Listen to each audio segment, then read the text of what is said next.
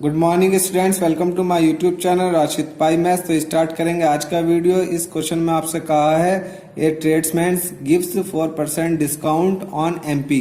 एक tradesman MP पर 4% का डिस्काउंट देता है and give one article free for buying every 15 articles, और हर 15 आर्टिकल खरीदने पर एक आर्टिकल वो फ्री देता है एंड दस गेन 35%।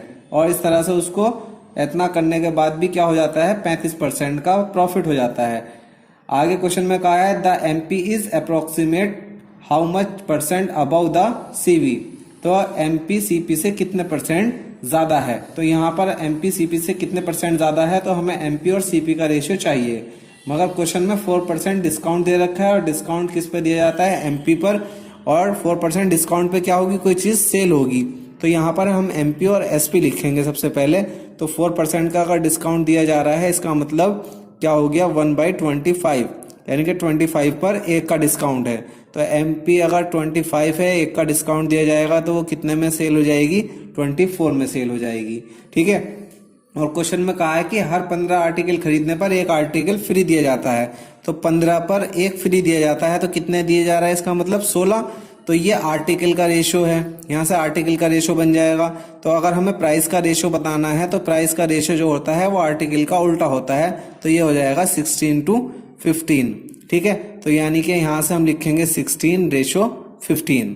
ठीक है, ये प्राइस का रेशो हो गया। अगर आर्टिकल 15 की जगह 16 मिल रहा है तो प्राइस 16 से 15 हो जाएगा। ये बात आपको याद रखनी है। आर्टिकल और प्राइस का रेशो एक दूसरे का इन्वर्स होता है। ये 15:16 है तो ये 16:15 हो जाएगा।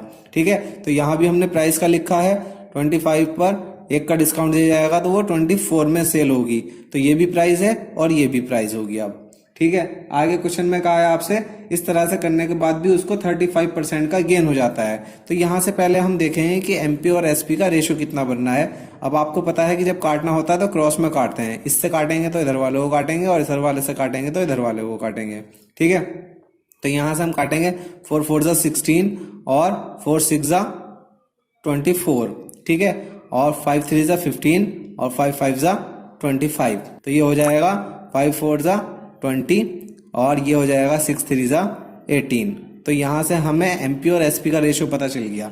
इसको थोड़ा सा और सिंप्लीफाई करेंगे, 2 से डिवाइड करेंगे तो ये 10 हो जाएगा और ये 9 हो जाएगा। ठीक है। तो यहाँ पर हमें एमपी और एसपी का रेशियो पता चल गया। तो इसको हम ऐसे भी लिख सकते हैं कि एमपी रेशो एसपी कितना हो गया, 10:9। अब क्वेश्चन में कहा था कि इतना करने के बाद भी उसको 35% का गेन हो जाता है। और 35% का मतलब क्या हो जाता है, 35 को अगर हम सिंप्लीफाई करके लिखेंगे तो 35/100। और इसको जब हम सॉल्व करेंगे तो ये कट जाएगा 5 से, 5 7 35 और 5 2 10 और 0। तो इसका मतलब ये हुआ कि 20 पर 7 का क्या हो रहा है, गेन हो रहा है। क्योंकि ये गेन परसेंटेज है। गेन परसेंटेज लिख दो इसको आप, या फिर प्रॉफिट परसेंटेज लिख दो। ठीक है। तो 20 पर 7 का गेन हो रहा है, यानी कि 20 पर 7 का प्रॉफिट हो रहा है। और प्रॉफिट होता है किस पे है, सीपी पर। यानी कि सीपी अगर 20 है तो उसमें से 7 क्या है, प्रॉफिट है। ठीक है।